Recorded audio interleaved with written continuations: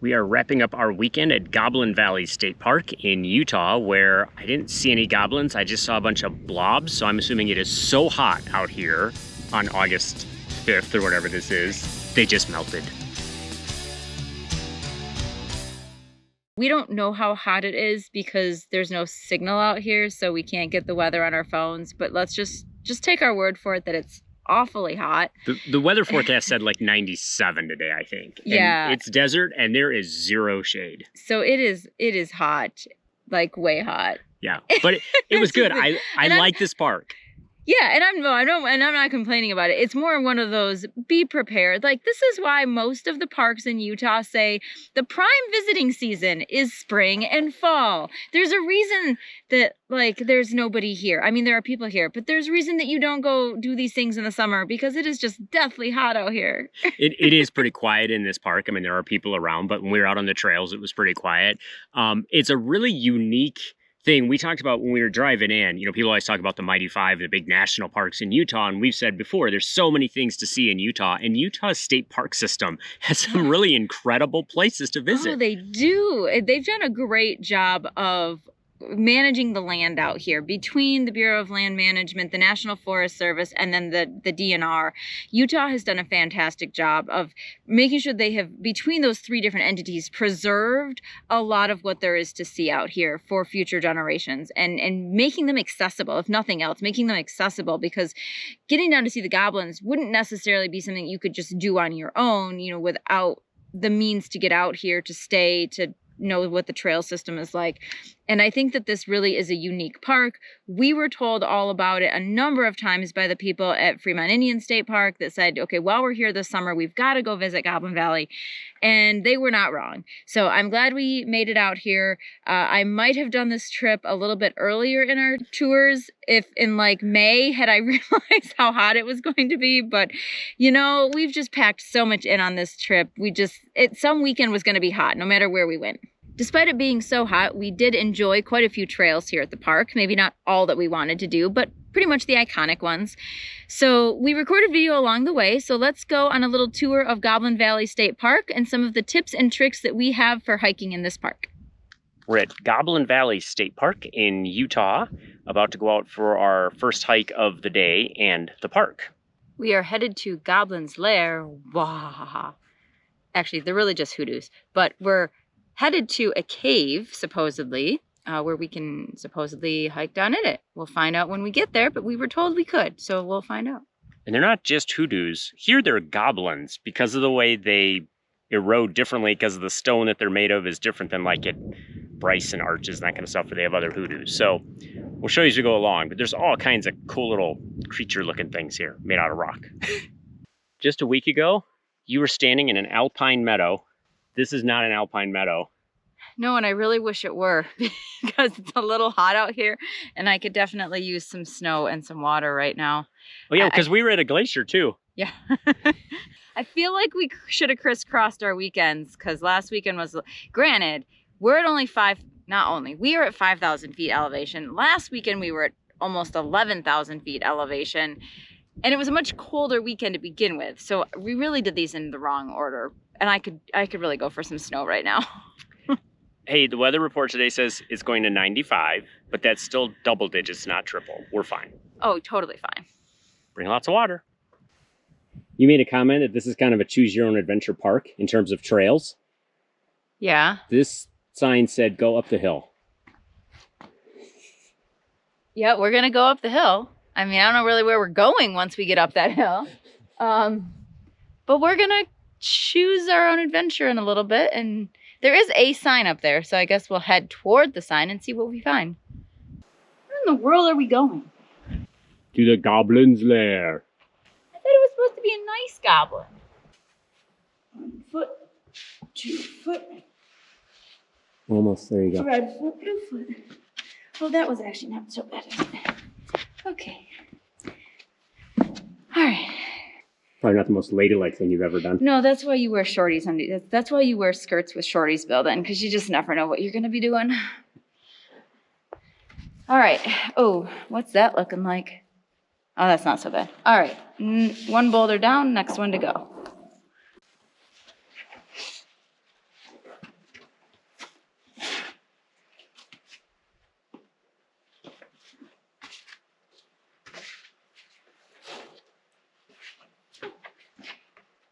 relatively easy peasy. Good idea to have gloves when we're going to boulder into a cave. Yes. They did say you needed bouldering skills. I don't really know what bouldering skills mean, but I know how to climb over rocks, so gloves are always an important thing. It means knowing how to tuck and roll if you lose your grip. Tuck and roll. Well, let's practice. Well, this is cool. I hope it's a nice goblin. This is the Goblin's Lair that you can rappel down into, correct? Supposedly. I don't know. When I asked yesterday about it, she tried to give me a permit for him, and I'm like, I didn't know I needed a permit to climb into a cave, but I mean, I suppose you never know. And then she goes, oh, I thought you wanted to rappel. Didn't know rappelling was an option, but I guess it is. So apparently you have to get a permit for it, but then you can rappel from above the hole that's in the ceiling here. It'd be kind of cool. I think that would be neat. That I would need some skills for, because I've rappelled, but it's been off like a tower where you were, strapped into a structure, but... There were no goblins waiting for you. And there were no goblins, but this would be really cool. So we climbed down to the Goblin's Lair, and all of a sudden we felt a cool breeze. And we actually discovered we think this is where the goblin lives. So we're going to go investigate. It's getting darker and darker and darker. Ooh.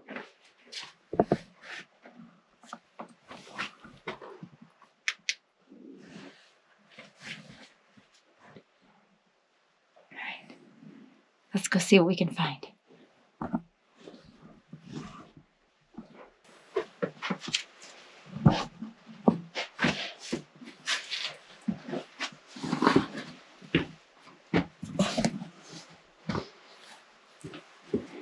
Okay, I can still stand up in this part of the tunnel, so we're not doing too bad. Let's see if we can find that goblin.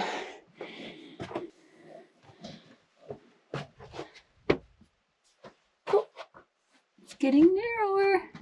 Oh, I got a duck. Duck, duck, duck. Oh, yep. I'm kind of crouching on my knees here. Oh, where does it go? Uh-oh. Our light just went out. Here we go. You know what? I bet the goblin's down there, and I'm not really going to go find out because that looks pretty narrow. And my light keeps going out. Okay. Well, I guess that's the end of the road. We'll just leave the goblin alone for now. Goblette's Lair.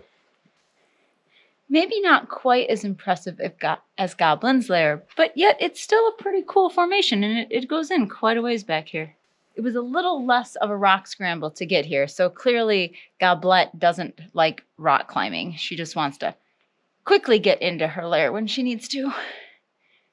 Miss Goblette has a nice little lair. It's nice and dark and quiet.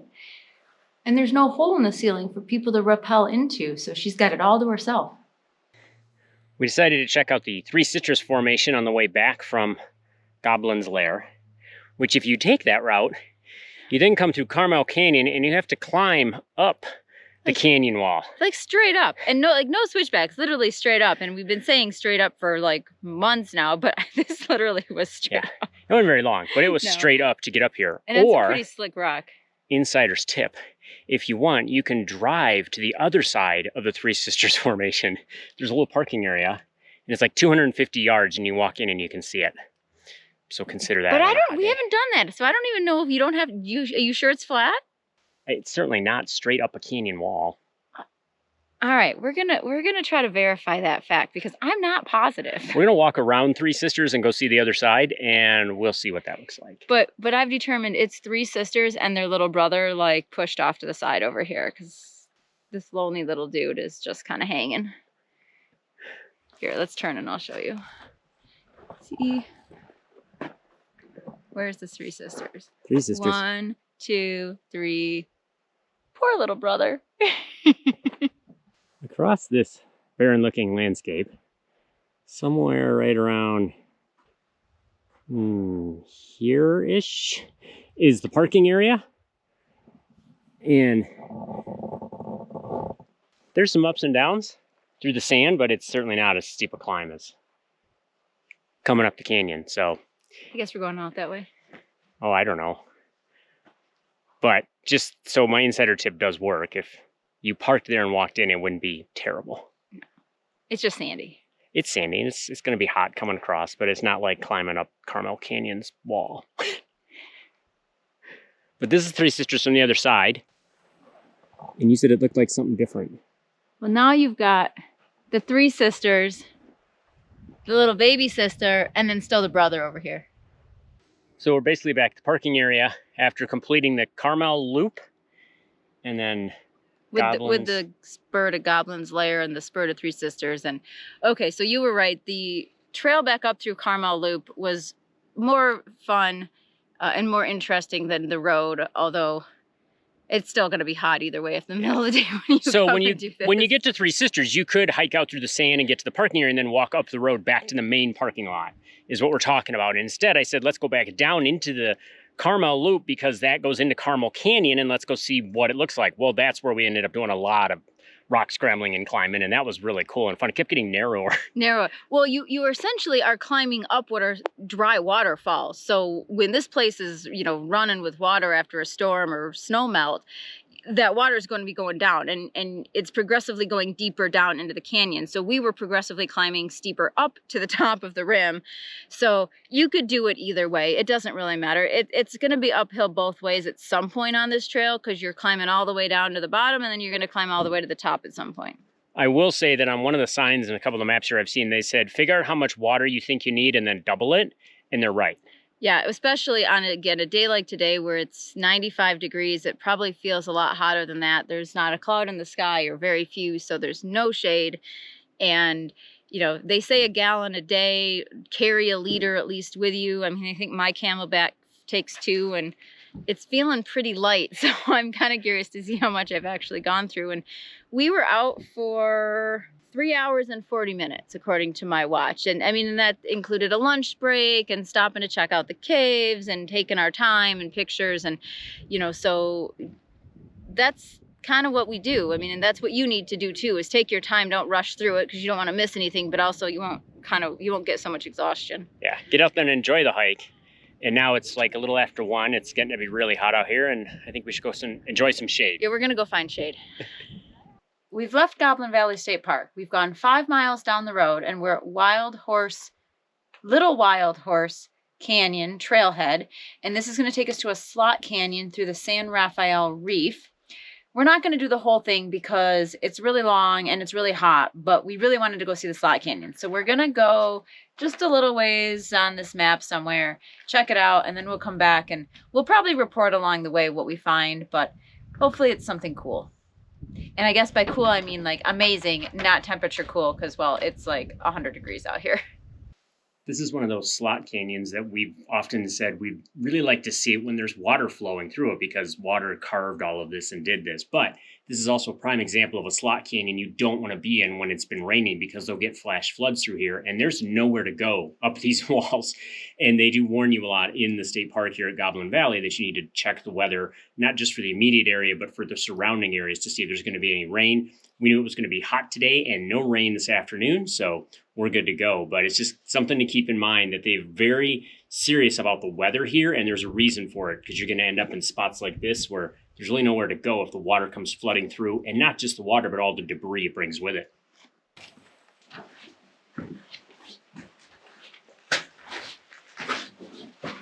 Oh, wow.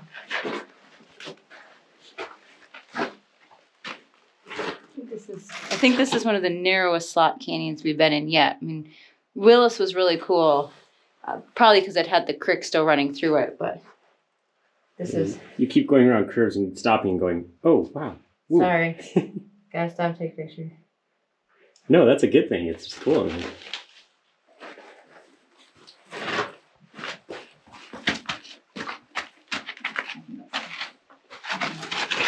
It's clearly not very wide. Can't put my arms out.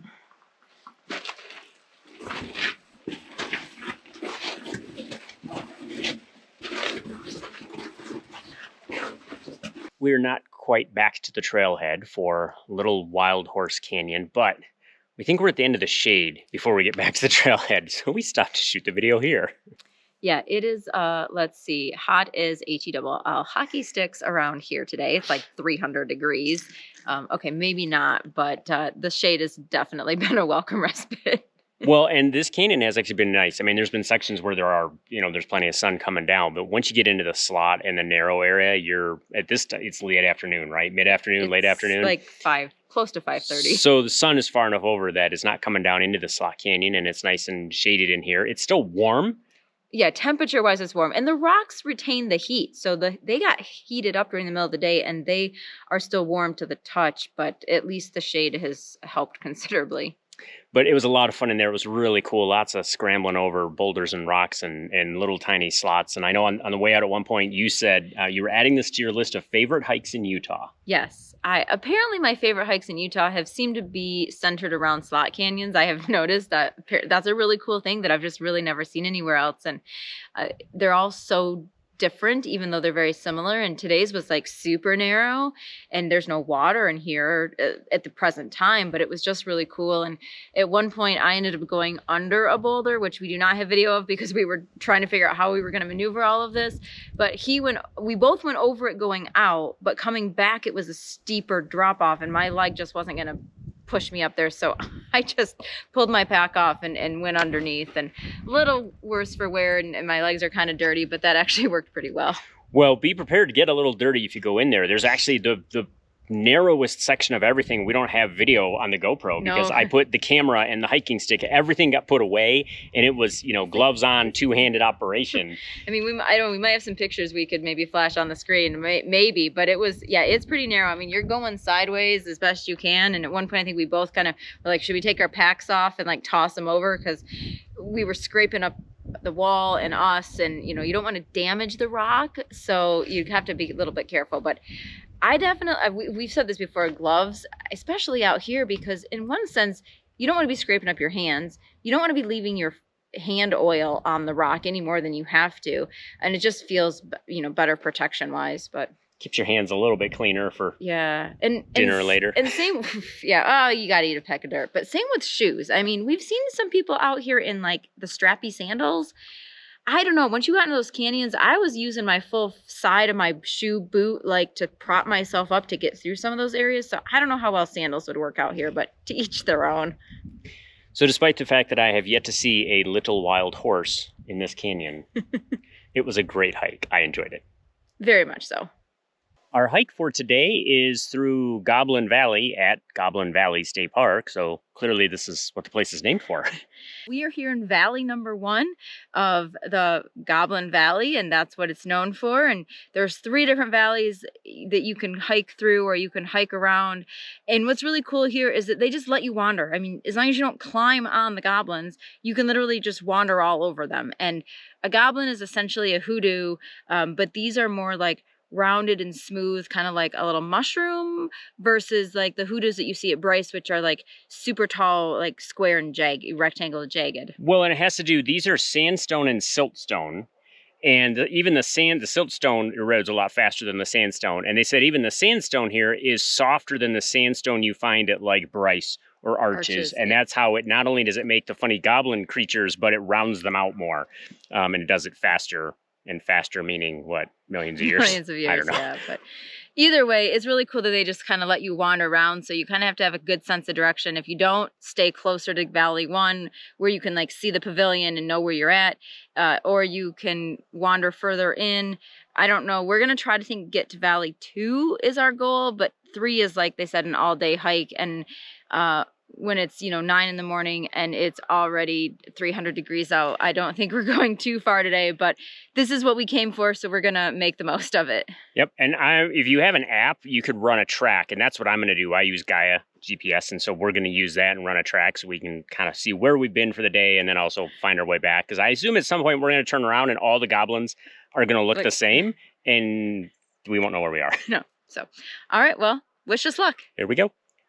This hill is a good example of the goblins forming, and while it will take hundreds, thousands, millions of years, you've got the siltstone mound that's covering the harder sandstone, and as the siltstone erodes, you've got the sandstone, what become the goblins, the harder rocks peeking out. So this is really cool. So I guess if you come back here in a couple hundred years or more, then you might actually see this hill have become all the little individual goblins. Nature is quite impressive.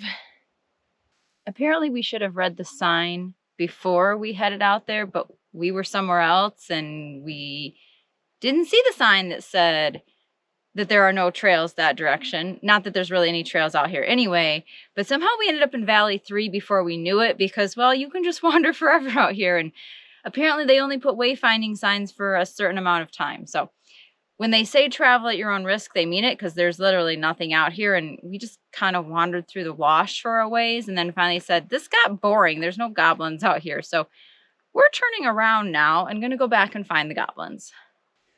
We're getting ready to wrap up Valley of the Goblins, we decided is its name, right? Valley of the Goblins, 1, 2, and 3. There's 3 valleys out here, and we're not quite back to parking, but we found some shade. Shade is vital out here, especially on a hot day. I feel like we probably would have enjoyed this little excursion more if it hadn't been so hot. And had we started earlier in the morning, but it didn't really matter because when we got up at like 7, it was still blazing hot already. So maybe come in like April, October, I don't know. We're here in early August, so maybe not the best idea, but yeah. But it really is different out here. I'm glad we did it. You can hang out in just Goblin or Valley of the Goblins 1. I would probably recommend that now, having done the rest of it. It gets more boring as you go. Like there are fewer goblins the deeper you go in. So I actually think, especially if you've just got kids, not just if you have kids, but if you have little kids or people that don't want to walk very far, just head down the 50 steps, wander around like right there near the observation point a little bit and call it good. I think you'll see what you need to see. Yeah, you can kind of head across Valley 1 from the observation point, and it's a little ways out to get out here. That's kind of where we're at now. But there's a lot of different goblins and shapes, and it's really cool. Yeah, I think it's, for the effort to get all the way out to Valley 3, it didn't seem worth it. No, and you end up walking in the wash the majority of the time because otherwise it keeps getting in the way, so it's just easier to stay in the wash. And it's deep. It's a deep wash. Yeah, it's like over our heads. So anyway, I mean, if you have all day, it's a cooler temperature and you want to go for a nice, pretty hike with the view of like the Henry Mountains and the San Rafael Reef, it would be a great hike. On a hot day, stick to Valley 1 and just see as many of the different goblin formations as you can and see them into different shapes and animals and things that you can, use your imagination and make up in the rocks. Yeah, that's a lot of fun, and I'd recommend doing that too. I think, Valley of the Goblins, is that what we decided? Yeah, yes. It's confusing. It's Valley of the Goblins at Goblin Valley State Park. But anyway, maybe Valley of the Goblins was too long for their sign, so they shortened it.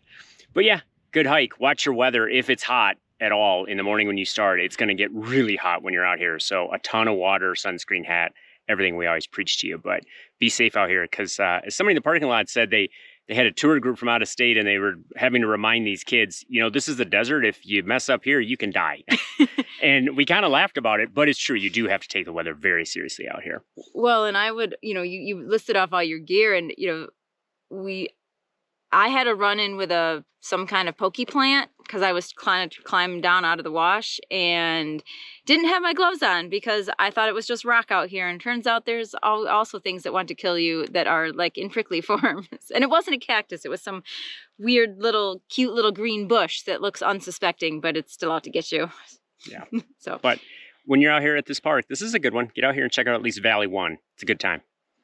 If you do come out here and you want to camp, there is a small campground. I think there's 16 sites. They have restrooms, they have showers, that kind of thing. There's no power, no water at the sites. I mean, there's water available, but not at the site. Correct, yes. It's not a hookup at the site. We ended up staying and we did dispersed camping in the state park. What's interesting is it used to be BLM land. And just in 2022, the state ended up getting that land in some sort of swap with BLM. Somehow they ended up with it. But they left it open for dispersed camping. And so if you're looking for it, if you go online, there's a couple of different apps that list it. And some of them listed as BLM land near Goblin Valley. Some say BLM land outside of Goblin Valley, that kind of thing. But what you'll do when you get there is you'll find it's in state park, but there's still dispersed camping available. And I think it's a little more controlled, and they say, please only camp where there's established fire pits. And there's sort of these stone fire pits that they've created. So you will see those. So,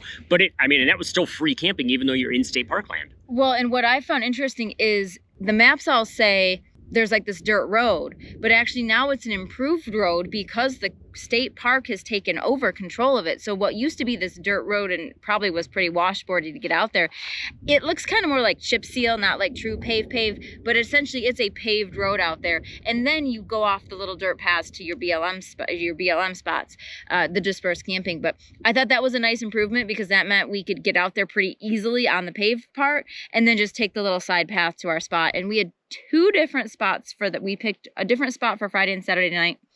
Had amazing views of the night sky and the Milky Way. This is an international dark sky park. It is artificial light pollution 0. It's very, very dark, and we had about 2.5 hours between sunset and moonrise, and it was darker than dark, and we saw so many things. I mean, I've been a lot of places to see the Milky Way, and I've never seen it truly 100% like horizon to horizon and everything in between. Oh, that was, we would have stayed out all night except for the moon rose, and then it kind of washed everything out. Pretty quickly too, when that moon starts to come up, it washes everything out. But yeah, it's super dark. And I would think even in the campground, if you end up staying in the state park, if you don't want to go out to the dispersed camping, it would be pretty dark in here, depending on what your neighbors are doing with their lighting. But when you're out on BLM land or on dispersed land, it's super dark. Well, and because it is a dark sky park, it has to be dark in here. I mean, their light fixtures and everything are designed for that. But yeah, honestly, you'd kind of be at the mercy of your neighbors, even without electric. A lot of people tend to leave their porch lights on, their awning lights on. So maybe just, you know, calmly, nicely ask your neighbor to turn your lights off so you can enjoy the night sky, or just drive up to the Goblins. Like, seeing the Goblins at night from the overview parking lot with the dark sky, I'm sure would just be breathtaking at certain times of the year. So if you're interested in that dispersed camping, is actually if you go down the road that heads toward Little Wild Horse Canyon, and you go down there, and then, like you said, it's paved until you get to the parts where you're turning off to do the dispersed camping. Some of those are washed out. Some of them are pretty rough. You know, most rigs could probably do smaller rigs. You just got to take your time. We did it in the van really slow because we were rocking pretty good at times. But, you know, it's doable as long as it's not raining. That would be the thing. Don't do it. I mean, this is one of those parks, again, it's in the desert, but when it rains, you get flash floods. And so you can't be out on a lot of these hikes when there is rain here or in the area. So that's just... It's one of those things where, you know, it's really hot now, but it's super dry. Yeah, you just got to watch the weather and know what's going on out here and take it very seriously. Between the dark sky, all the cool trails, the Goblins, Goblin Valley State Park is worth a visit. Keep in mind a couple things. You are out in the middle of absolutely nowhere, hours and miles from anything. So make sure you have all of your supplies. We did say there's potable water here, but make sure you bring all your food and everything else because the visitor center really only has like a little cooler full of like pop and water, so that's all you've got here. So make sure you bring everything else, but bring your hiking shoes, your poles, and everything else, and come out and have a good time. I think this was very much worth the visit. I would mention, if you need it for some reason, the visitor center does have Wi-Fi, so in case of emergency or if you need to get in contact with somebody, you would be able to do that. But get to Goblin Valley State Park in Utah if you can. In the meantime, keep on trekking. And we'll see you out there.